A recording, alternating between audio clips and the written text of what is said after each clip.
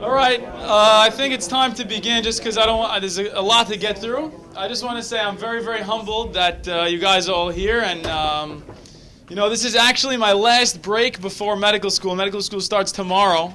So literally next summer I do not even have off. So this is the last you'll be seeing of me for a while. And I'm honored that you're spending my last moments that I get to spend it with you. And let's dig in. So I want to start with something that's actually not on the source sheet, so listen up. This is from Rabbi Jose Faur's Horizontal Society. It's part of the prologue to that book. He writes the following. This is a parable, in case you weren't sure. Once there was a master who would give classes on high philosophy and love of God. During these classes, the temple cat would crawl affectionately into the laps of the students, distracting them. So to help their concentration, the master would tie the cat to a tree outside the temple and then release him after the class. One day, the master passed away, but his successor continued to tie the cat to the tree out of devotion to the memory of his master. Sometime later, the cat also died, and another cat was procured and tied to the tree during class. The next generation of the lineage began to debate the spiritual powers achieved by tying a cat to a tree outside of philosophy classes. And the next master in line wrote a thick book of theological speculations on the essential esoteric practice of cat tree tying. The following generation, of course, changed the lineage's seal to an emblem of a cat tied to a tree. And Rabbi Faur writes at the end of the prologue, much of contemporary Jewish learning concerns the holy cat. So I think about this, and this resonates so much with me. So I want to actually open this up to you. Obviously, this class is a give and a take. I want to hear from all of you. Do you feel this way? Sometimes, at least, when you're, not even with your own self, watching the way that our community or the Jewish world is observing Judaism, do you ever feel like this parable? Do you feel like we're doing this cat tree tying and we're adding too much, meaning to certain superficial details? And throughout this class, I want to really hit on that. So to really begin, I think we should, go to number one. We're going to be discussing primarily the nevuah of Zekharya, the prophet. So just to give you a little bit of background, who is Zekharya? Zekharya lived in about the year 520 BCE, and who knows the year that the first Bet HaMikdash was destroyed? We all know, 586 BCE, right? So he's living right at the precipice of the second temple, which is, of course, according to the nevuah of Yirmiyah and Navi, 70 years later, right? And we know that it's a very interesting idea. That's about 3 to 4 generations later. My last year's class, I discussed how the covenant always kicks in al sheleshim ve'al rebe'im, about 3 to 4 generations later. That's a common theme throughout all of the Tanakh. Even though you don't think there's hope right now, keep investing in the future. Keep planting that tree and realize that there's going to be a time in the future. Your children, your grandchildren, maybe your great-grandchildren, one of them is going to live to see the fruits of your labor. Right, so that's who Zekharya is. He's a contemporary as well of an Avi named Haggai. So you have Haggai, Zekharya, and Malachi, the last triad of Nevi'im before Nevuah completely is gone from the world. So now let's look at source number 2 to give you more of a historical background as to what exactly is going on during the lifetime of Zekharya the prophet. So says Cyrus, the king of Persia. Kol mamlechot haaretz natan li Adonai Elohei hashamayim. The God of all the heavens, and he uses the name Yod Kei Vav Kei to name the God of Am Yisrael. That's who he's recognizing, seemingly. V'hu fakad alai livnot lo bait. He gave me all the nations. He gave him this entire huge empire. And he says, God has entrusted me and has asked me to build for him a house. B'Yerushalayim asher b'Yehuda. In Yerushalayim. He has this amazing religious tolerance. It's a pretty smart thing for an emperor to do. If you want the people to be loyal to you, you're going to give religious freedom to every single person that's under your empire. Right? Yehi Elohav imo ve'ya'al Yerushalayim. So now specifically for Am Yisrael, for the Jews now, because they're actually called Yehudim now, let them go to Yerushalayim. Asher biHuda. Ve'yiven et bet Adonai Elohei Yisrael hu ha'Elohim asher b'Yerushalayim. So Ezra is really showing the degree to which Cyrus has bought into this national destiny of Am Yisrael. And this is the fruition of the Yirmiyahu's prophecy. So that's what we need to notice. And if you look at source number 3, who knows what this is a picture of? We all know if we went to Mrs. Wialgis's class in Flatbush, the greatest teacher in there, yeah?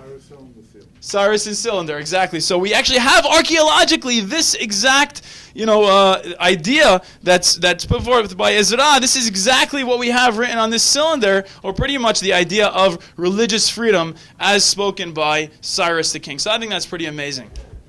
So skip to source number 4. In the second year of Darius the Great, now what happened? It took a little while for us to really begin this rebuilding process. Some of us may know the issues that were going on at the time. You had the Samaritans, also known as the Sanballatim, because Sanballat was the king of the Samaritans. They wanted to take part in the rebuilding process. But Am Yisrael said, no, at the time, you guys are not really a part of us. You're not really fully biologically Jewish. And are you really keeping all the same laws that we are? This is something that means a lot to us. So I'm sorry, you're not going to be able to become an assimilated part of our people. So they did everything they could to dismantle the project of rebuilding the second temple, and it took all the way till the second year of Darius the Great, a later king after Cyrus, to begin the rebuilding process of the temple in Yerushalayim. So this is, of course, the second temple. And amazingly, you read through the beginning chapters of Haggai and Zekharya, and they have this beautiful, amazing hope of the way that this new temple is supposed to operate. It's got to be even greater than the first one. The first one disintegrated because of moral failures of the people. We need to make sure, we need to have a very clear vision that this one's going to be different. Okay.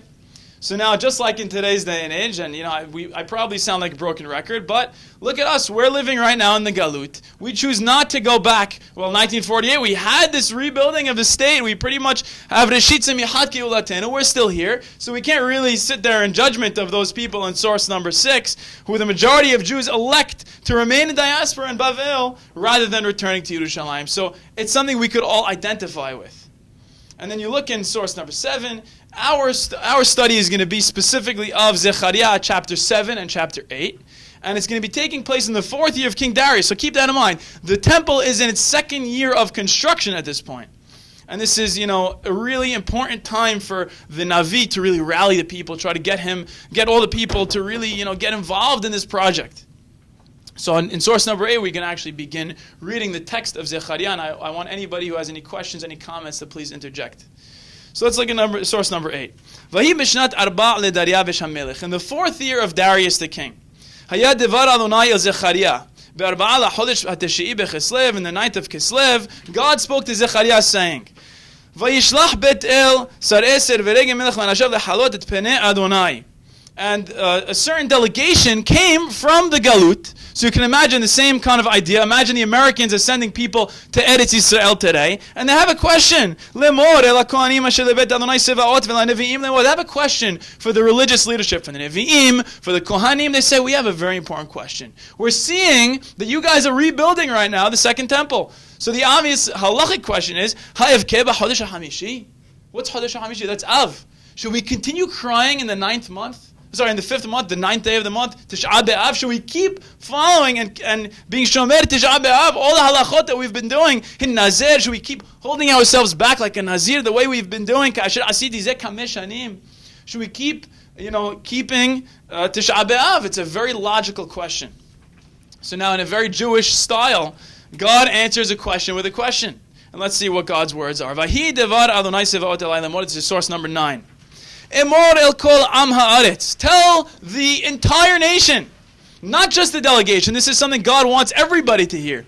V'lakohanim lemor ki samtem v'safot b'hamishi v'shevi'i. You guys have been fasting in the 5th month, the 7th month, which is Som Gedalia. You've been doing all these fasts. V'zeh shiv'im shana. It's been 70 years since the temple has been around and has been destroyed.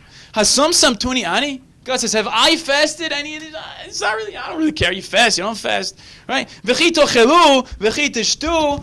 And if you were to eat and drink, these are human problems. These are human questions. We love to ask these questions about the divine. Well, to try to first figure out the fact that there's divine justice, there's human justice, there's a divine realm, there's the human realm. So there's nothing more that irks me than people saying, well, this was the will of God. That's not your job as a human being. Your job as a human being is to realize what the human justice is and to implement that. God didn't create you to try to bring about divine justice. He created you to bring about human justice. So God is saying, frankly, this is something in your realm. I don't deal with halacha. I don't deal with your minhagim. This is not my domain, says God. Isn't that amazing? He's not a micromanager like some of us might think. You know what I really do give a damn about, says God? This stuff I've been talking about with all these Nevi'im, the earlier Nevi'im. Go read what they said. Go listen to your forefathers and ask them what the other Nevi'im really want from you. Go back to those earlier times and inquire as to what I really want. There's something I care about that's different than what you're asking. So what is God's primary message? Go to source number 10. God says to Zekharya, saying this is a new iteration because clearly the people need it spelled out directly for them. It wasn't enough for them to just go back to the early. He says, you know what? I'll throw you a bone. Let's discuss what I really want. I'll say it one more time, says God.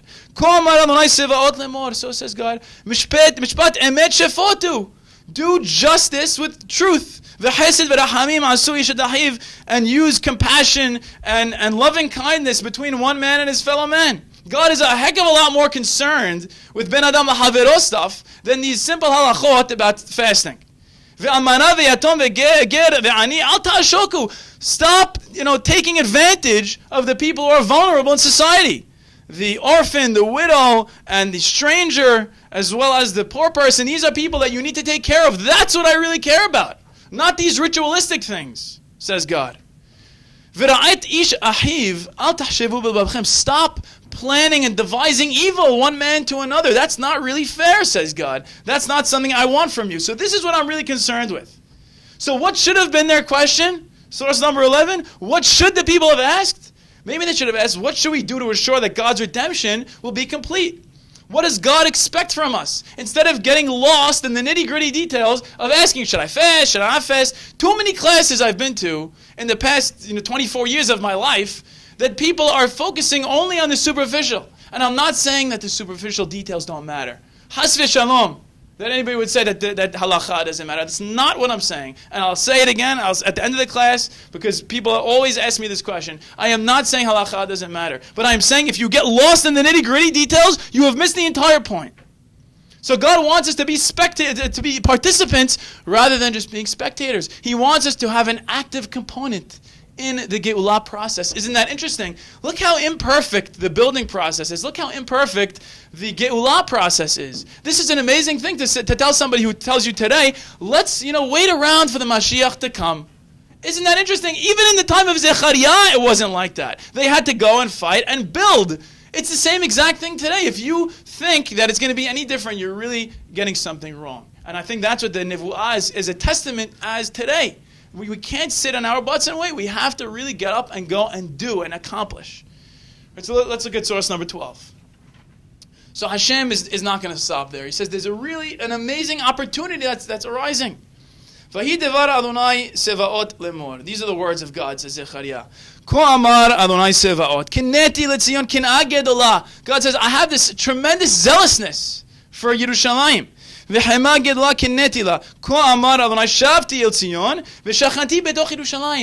there. I'm already there. I'm ready to dwell there.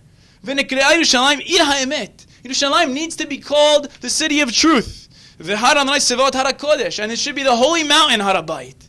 What is that saying? That's saying all you got to do is tune your antenna towards the radio frequency at which God is already at. It's not, you have no excuse. If you want to say God has forsaken us and He doesn't care about us, He's angry at us, He's waiting for us to repent for our sins, that's not the case. God is there for the taking right now. That's something you all have to realize even today. It's not an excuse to say, well, the politics of the time are not. No, you got to make it a reality. That's up to you. Right, so now we could continue. So actually, I did not give you the next couple of Pesukim, but I want to read them aloud to you because they're so beautiful and poignant. And, I was telling the Rabbi earlier, Rabbi Joey, that last time I was in Israel, I stumbled upon a kikar, a certain square in Yerushalayim. It's right by Miriam Towel's school. Beautiful school where she has amazing learning going on. You see, every single day, you could pass by any day of the year, and you'll see little children playing soccer there. And written on the wall of this kikar is the following pesukim. Again will come a time when there will be old and young, old men and old women sitting in the streets of Yerushalayim. And there's going to be an old man there with his mish'anet, with his walking cane. Because he's so old. And remember, at this time, there's basically no old people because they've all been killed in the horrible things that have been going on for the past few years. And the streets of Yerushalayim will be filled with little children playing in the streets. And you go to Yerushalayim, you say, oh my God, the Nivu'ah of Zekharya has actually been fulfilled. We are at that stage right now where you could go to Yerushalayim and see exactly what he was talking about. And this was only a dream for so many, for thousands of years. And it's I have to be honest, it's very hard for me to be fully said on Tish'a BeAb because of the state of affairs right now. There's so much to be grateful for. So I have to kind of get myself in a mood to realize exactly what's still missing, even though we're in such a positive trajectory. We're really almost there. So look at source number 13. Up until this point, God really didn't address the delegation's question directly at this point.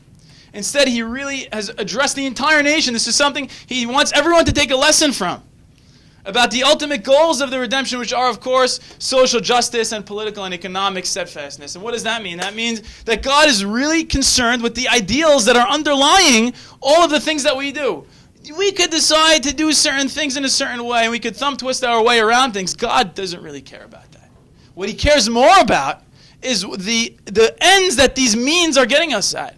Right? Every mitzvah is a means to an end. Every mitzvah's purpose is to get us closer to HaKadosh Baruch Hu, closer to our fellow man. And if you're not getting to the bottom of what every mitzvah is trying to get at, you're missing the entire point. Right? So now here's maybe a hint for the Jews of the diaspora, and I think this rings true today as well. So look at source number 14. So says God, I'm going to be gathering in all the exiles.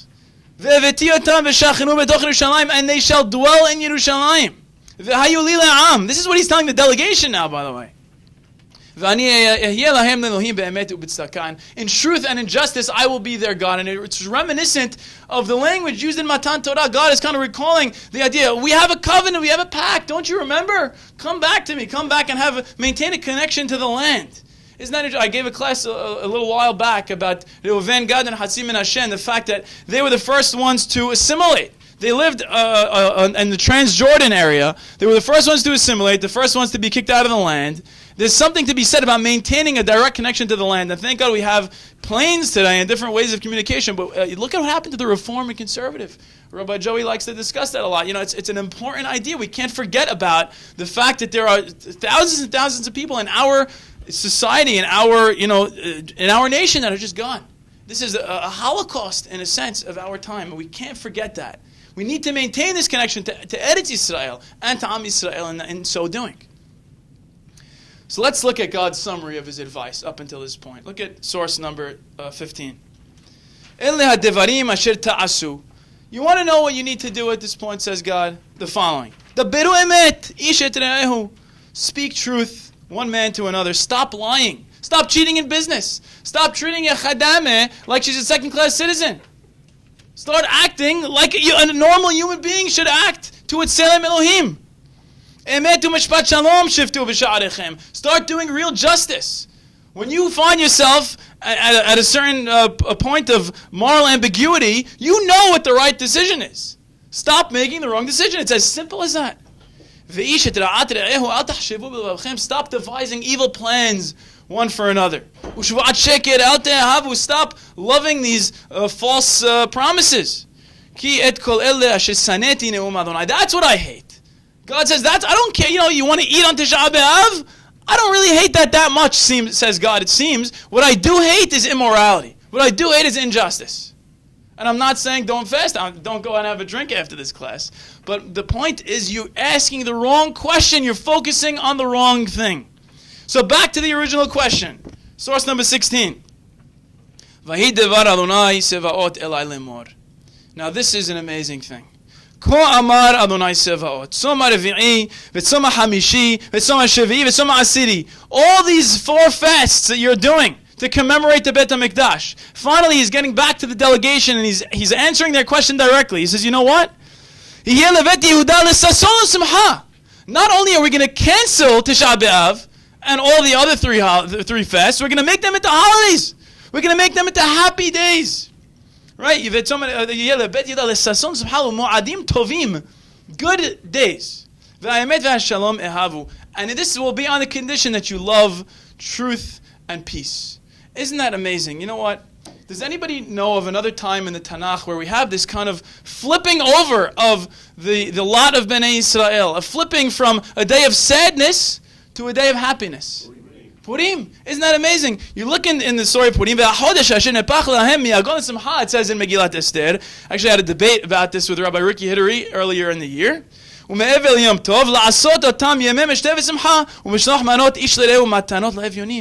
And by the way, according to historians, Mordechai lived after the time of Darius HaMelech.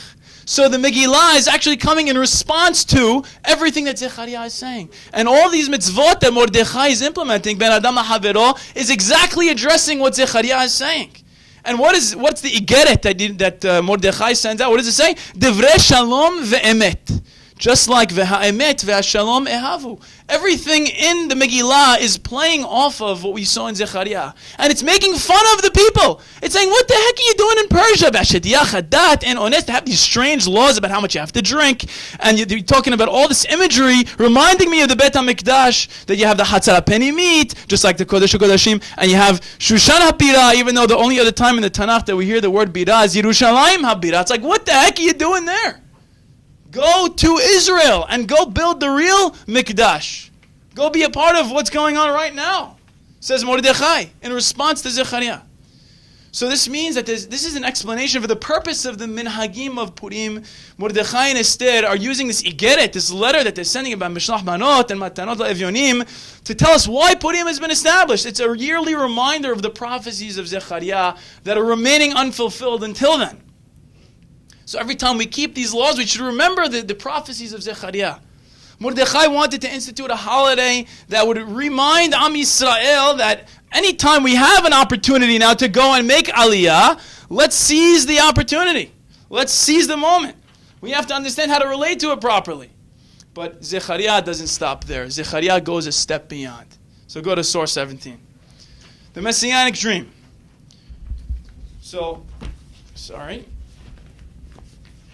It says the following. כה אמר אדוני צבאות. So says God. עוד אשר יבואו עמים ויושבי ערים רבות. There will be a time when hordes of other nations will come to Yerushalayim. והלכו יושבי אחת אל אחת לאמור. One of the inhabitants of one country will go up to the inhabitant of another country and they'll say, נלכה הלוך להעלות את פני אדוני. Let's go and seek out Yod Kei Vav Kei. Ulbakesh et Adonai Sevaot elecha gam ani. Everyone's going to be so excited. Let's go to Yerushalayim. Let's go and see what Israel's doing. Project Africa. Look what they're doing with water. India and all these people are following us. Technology, you name it, Israel has it. This is happening today. People are coming to Israel and finally seeing Israel as a source of light to the world. Don't trick yourself into thinking that we're nowhere in the terms of Reshit Tzemihat Geulatenu. We're in the thick of it right now. Everyone's going to go to Yerushalayim. Everyone's going to be seeking out God, this God that they heard is spreading morality, spreading justice. That's what Torah is about. You know, some people think of the Torah, they think of this scroll, they think of this rabbi with a hat on and peot. That's not what you should be thinking. When you think Torah, you should be thinking morality and justice and bringing about positivity into the world. That's what Torah means. That's what every Navi has come in to tell us. Now pay close attention to these words. 10 people, 10 people, each of them speaking a different language. They're going to hold on to the coattails of a random Jew. And they're going to say, let's go, I want to follow you. We heard that God is with you. We heard about your humanitarian aid efforts all over the world. We heard that you have the most moral army who sends leaflets out of its airplanes before it goes and bombs Gaza, the people who are trying to kill their children. We heard about you people, and we want to follow you. We want to learn Krav Maga from you. We want to learn the special ops from you. That's who Israel is. And pay attention to the words I just said. V'haziku b'chnaf ish Yehudi. What's the only other time in Tanakh that you hear the words Ish Yehudi? Ish Yehudi haya b'Shushan habira. Ish Yehudi haya b'Shushan habira?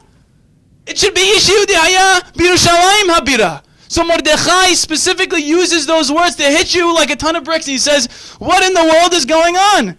This is the real Ish Yehudi. The Ish Yehudi that they're going to hold on to his coattails and say, we want to learn Torah from you. We want to learn morality from you. We want to grow in terms of our connection to HaKadosh Baruch Hu by learning from you. So what are we doing in Shushan Habira? We should be in Yerushalayim Habira. It's so amazing how much the Megillah is playing off of this and how much this applies to our time. Torah HaGalut, that's what the Megillah really is. It's trying to tell us, get up and go and be a part of what's going on right now. It's really nothing short of miraculous. So we've finished now the words of Zekharya, but I don't want to stop there. I want to really hit you and overwhelm you with the fact that everything Zekharya is talking about, all these ideals that he's getting at, it's not just Zekharya who's saying that. It's basically all the Nevi'im. I'll give you a couple of snippets here. Look at source number 18. Hadavar, and this is from Yeshaya HaNavi. Hadavar shehaza Yeshayahu ben Amotz al Yehuda v'Yerushalayim. So says Yeshaya. V'haya be'acharit hayamim. At the end of days, or really better translated, and a time in the future. It doesn't have to be the apocalypse like some people might want to say. This is some time in the future. Nachon yeh har bet Adonai berosh ha'arim. The mountain of God will be the tallest of mountains. V'nisam givaot. We know about the city upon a hill, right? From the Mayflower Compact. This is where they got it from. The city of morality, the city of light, spreading its morality to everybody. The tallest of all the hills. Everybody is going to be looking up to Yerushalayim. That's what it should be. Does this sound familiar? This is exactly what Zekharya is talking about. Hordes of people are going to be like a nahar, like a river flowing into Yerushalayim. And many, many nations will be coming. Let's go up to the mountain of God, to the mountain of the God of Jacob.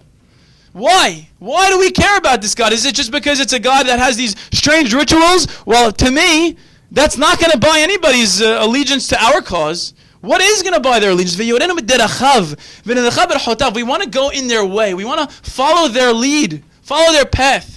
Because from Zion, from Yerushalayim, that's your Torah. And what is this person going to do? You want to call him Mashiach? You want to call him Prime Minister? That's not a question for me. That's for your local Orthodox rabbi. Pasuk Daled. V'shafat ben hagoyim. And he's going to do justice among the nations. V'ochiach le'amim rabim. And he's going to be giving rebuke to those who deserve it. He's not going to be afraid to speak truth to power. V'chetetu harbotam le'itim v'hanitotehem lemazmerot. One of the most famous images in Western thought. He's going to cause the people to hit their swords into plowshares and their spears into pruning hooks. Why are the people going to be kind of getting rid of their weaponry? Look at the next source number 19. Look at those pictures. It's because they don't need to learn the art of warfare anymore. There's going to be so much peace in the world when these ideas spread. And of course, this is an idyllic vision of the way that morality is supposed to operate in the world, but this is something we always long to yearn for. Right? So look at that picture. That's outside the United Nations. This is what the world is looking at. They're looking at Yeshayahu's prophecy, and they're saying, this is what we want to be. The United Nations, the conglomeration of the entire world's nations looks at Yeshayahu, and they say, this is what we want. The statue. And if you look on the left, what does it say? This is called the Isaiah Wall in the United Nations. It's a quote from what we just read. And they shall beat their swords into plowshares and their spears into pruning hooks. Nation shall not lift up sword against nation, neither shall they learn war anymore. Isn't that amazing? This is something that's already going on. People look to the Old Testament. They look to our Torah as a source of inspiration and guidance. The question is, what in the world are we doing with it? We're sitting and only learning halakha and only learning Gemara. Don't get me wrong. Those are very important to learn. But what happened? Why did we stop learning Tanakh like we used to? Why did we stop having this passion for the philosophy that undergirds the entire Torah? That's what the Nevi'im are coming to tell us. Stop losing the forest in the trees. Let's look at source number 20. This is actually from this week's parasha. Says Moshe Rabbeinu, I'm teaching you all these statutes and all these laws. To do this in the midst of the land. When you go to Israel, you need to implement all these laws. You need to keep all of them and do them. This is your chokhmah. This is your wisdom. When all the nations are going to look at you, this is what's going to stand out about you. These laws, this amazing covenant that you've just constructed between yourself and HaKadosh Baruch Hu. When the nations hear all these laws, only a great and amazing nation is this people, Am Yisrael. Look how smart they are. Let us learn how to, make the desert bloom. Let us learn technology from them. This is already going on. They see Israel as moral, some people at least, except for the ones who have their heads screwed on backwards. What other nation has a God that's so close to them, man? It's so evident in the way that they behave and the way that their success is going in such a small amount of time. You would have told a guy in 1945 in the death camps, in 3 years you're going to have a standing army in a state that you call your own. The guy would laugh at you in your face. And yet it happened. That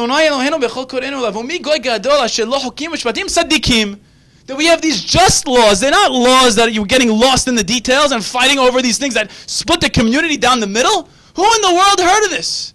That we're allowing details to split us as a nation? That's what the Torah is. The Torah is Hokim Mishpatim Saddikim. And if you see it as anything but that, and if that gets lost, basically you're not really learning Torah. That's what I think.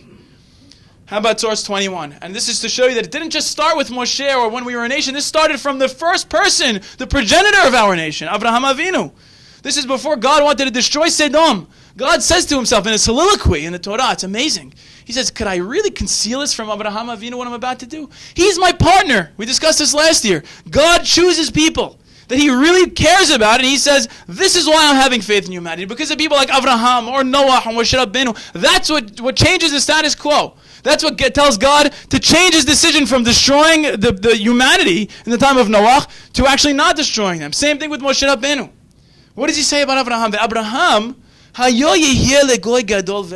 this man Abraham is going to be a great nation. This is what I have as a vision for him. He will be a source of blessing. He will be a blessing to all the nations of the world. There's nothing that bothers me more than people saying, we are the chosen people. We must be more special than everybody else. You're getting it completely wrong. You know why we're special? We're special because we're like, if you have a teacher that's in a classroom, does the teacher of a second grade classroom look around and say, wow, look how much better I am than all these second graders? That would be just a dimwit. That person doesn't know what the heck they're talking about. The purpose of the teacher is to teach the children the way of the world, to teach them knowledge and wisdom. That's the purpose of Am Yisrael. We're not supposed to look around at the world and say, you guys are not as connected to the man as we are. How dare we? Our job as a nation is to be the chosen nation, to be chosen to do justice and teach the world the ways of morality, the ways of Hashem. What does God say? This is why I've chosen him, because he's going to teach his household after him. And they're going to keep the way of God. Now God defines for us what the way of God is. It's as simple as that. To do justice and righteousness. This that these are tools. The blessings that we receive are tools. And when we stop using those tools, we'll be kicked out of the land. Like Kitabot tells us, like all the Kelalot in the Torah tell us, if you stop using the blessings that God is giving you, He's going to take them away, because they're really a tool for spreading this morality in the world. So now look at a final one from Exodus 19. This is actually from Matan Torah. Ve'ata im shamoa tishma'u bekoli ushmartem et beriti. If you listen to me and if you keep my covenant, v'hitem li segula mikol ha'amim, you will be my treasured nation. Not treasured in the sense that you're better. Treasured in the sense that you need to be what? Kili kol ha'aretz. Ve'atem tiuli mamlechet kohanim ve'goy kadosh. Are the kohanim and Am Yisrael better than everyone else in Am Yisrael? I'm not a Kohen. I don't feel any inferior to my mom's family, the Towels. God forbid. That's what Am Yisrael is supposed to be. Am Yisrael is the Kohanim of the world. That's who they are. They're Goy Kadosh. We're supposed to lead the world in by being at the precipice of morality. That's where we need to be. We need to be these people that are showing everybody what Hashem is all about. And the second that we get lost in details and we forget about these really underlying ideals, that's the second when we stop doing our job the right way. Now let's, I didn't give you these next three quotes, but I think it's worthwhile to read through them. I think I have a little bit of time. The first one is from Rabbi Abraham Joshua Heschel. Rabbi Heschel has been accused by some of being a conservative rabbi. He certainly was not. Even though the conservatives did name some of their institutions after him, I just want to clear this up. He himself kept all the halachot, and he was a very amazing person. And I think it would be a real shame for people to discredit the things that he's written just solely on the basis of the fact that conservatives like him. It's pretty dumb in my opinion. So I just want to read to you a quote from Heschel. It is customary to blame secular science and anti-religious philosophy for the eclipse of religion in modern society. We love to blame other things for the problems that are going on within religion. It would be more honest to blame religion for its own defeats. We should take the responsibility upon ourselves, says Heschel. Religion declined not because it was refuted, but because it became irrelevant, dull, oppressive, insipid.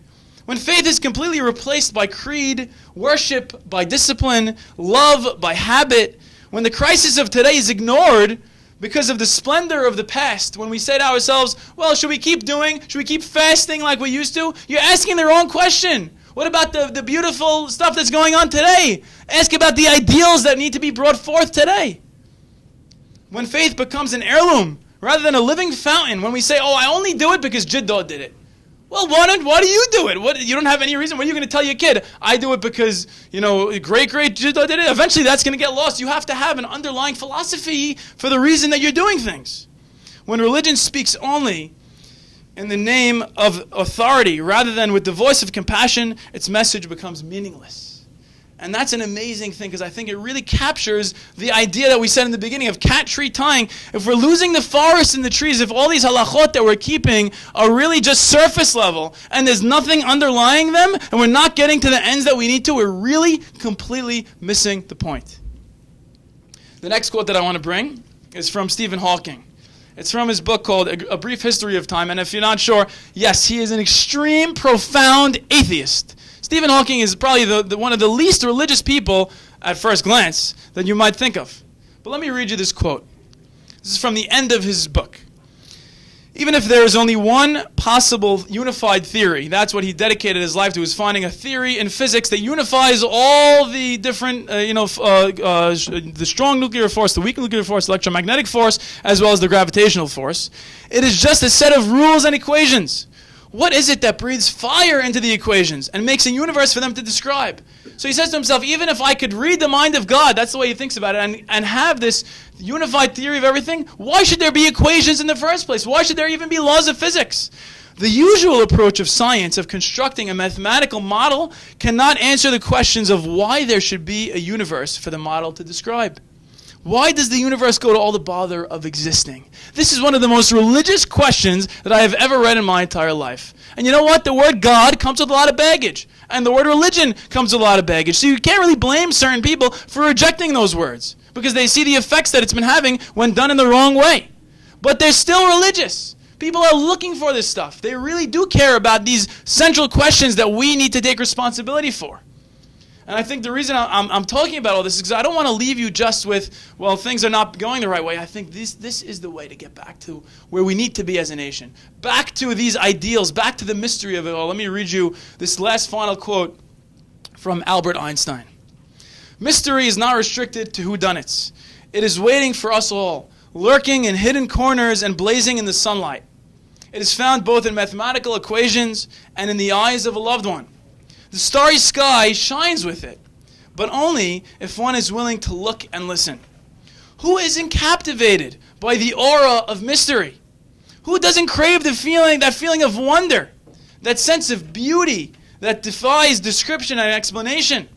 Why don't we seek it more? This is exactly the question of Zekharya. Why are you stopping at this question of these superficial details? Why are you not seeking the deeper ideas?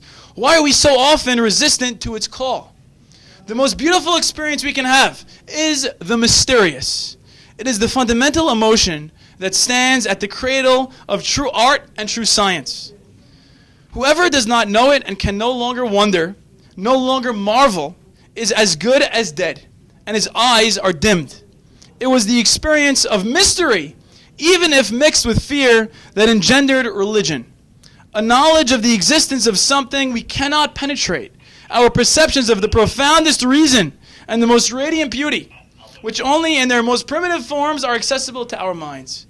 It is this knowledge and this emotion that constitute true religiosity. In this sense, and only in this sense, says Albert Einstein, I am a deeply religious man. I am satisfied with the mystery of life's eternity and with the knowledge, a sense of the marvelous structure of existence, as well as the humble attempt to understand even a tiny portion of the reason that manifests itself in nature. So the reason I mention this is because, I started meditating, and everyone's heard me say this about 1,001 times, but I'll say it again because it's really been changing my life day by day. I started meditating about, 200 days ago. And the way that meditation works is it requires you to penetrate your day with mindfulness. Every single moment should be a new attempt at living in the now, living in the moment. Things should not be just entered into autopilot. The way that you could be in the most beautiful new place if you're not in the right mindset. If you're just constantly on autopilot, you're not even going to enjoy it. The way to really see the mystery of the world, the way to really appreciate these ideals that the mitzvot are trying to get at is through mindfulness, is through looking at the sky on a bike ride and saying, wow, and seeing it as though you're a 2-year-old child for the first time. And I think this is the way to avoid the cat tree tying stuff. This is the way to avoid the people who are getting lost in the nitty-gritty details. And I'll end with one story that I think is pretty comical. There was a rabbi who one day he was sitting down with his congregation to have breakfast, and he had a bowl of Cheerios there, and he took a bottle of milk to pour it into his cereal, and he picked it up and he put it down. He saw the label. He takes a different one with a different label, and he pours that milk into his cereal. So the word gets out in the community, and everybody stops buying this one milk, and they start buying the other milk, and people get word of this, and they go to the rabbi, they say, Rabbi, how could you do this? Why are you rejecting this other type of milk? And the rabbi says, what are you talking about? They said, we saw that you picked up this one, you saw the label, and you put it down. He says, I picked it up, it was empty. I took the other one, and I poured my milk in my cereal. A lot of Judaism, unfortunately, is getting lost in these details. And I think it's our obligation not to has v'shalom, to stop keeping any of them, but to understand the reason why we're doing these details and ask the better question. That's what Zekharya is a reminder for us all. And Be'ezrat Hashem, Tizku b'nechamat Zion, and on this Tish'a BeAb, we could begin to live our lives with mindfulness and with tzedek and shalom. Amen. Yes.